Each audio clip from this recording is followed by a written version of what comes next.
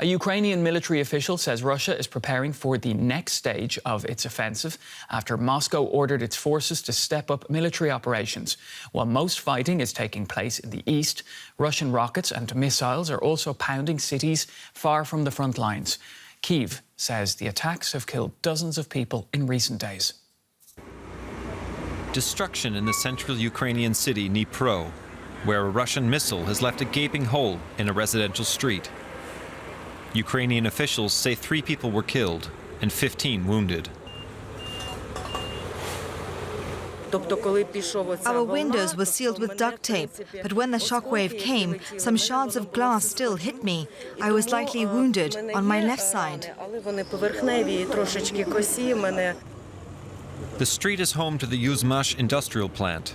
The Russian Defense Ministry says the factory was producing parts for ballistic missiles, making it a legitimate military target.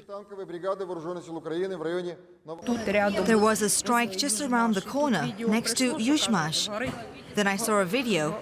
Yuzmash was on fire and there were explosions. Many fled after the attack. Dnipro's mayor urged residents on Facebook to leave, saying it was dangerous to remain. Kyiv in Ukraine's northeast. 3 people were killed in a rocket attack here. Local authorities say a school and several homes were hit. A factory destroyed in the harbor city of Odessa, far to the west, away from the front. Military experts predict an increase in Russian strikes as the war of attrition grinds on.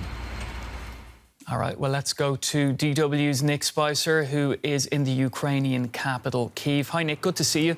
So Ukraine says Russia is preparing for the next stage of its offensive in Ukraine. Have officials actually indicated what they're expecting from Russian forces?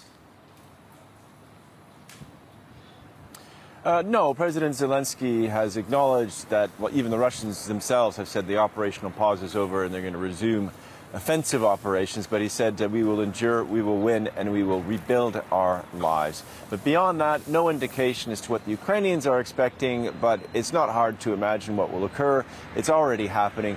Rolling artillery barrages of the kind we've seen over these past few months, where thousands, sometimes 50,000 shells are fired in a day, destroying towns entirely, where Ukrainian defenders are holed up, causing them to retreat strategically, take up defensive positions elsewhere, perhaps more missile attacks striking civilian targets, although the Russians will say there were military personnel within those buildings. So more of the same to a certain extent, Pablo.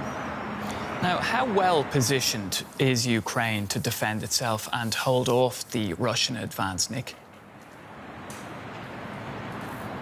Well, things have changed in the past 10 days or 2 weeks, let's say, with the arrival of Western weaponry. So far, the American HIMARS precision and mobile rocket system has really tipped the balance in certain areas.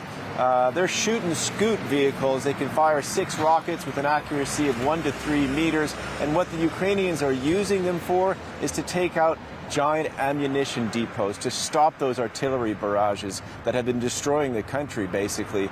They destroyed about 20 of them, and the Russians have the particularity of really having large weapon depots and not spreading out their artillery shells as other armies will do, keeping them near the railheads.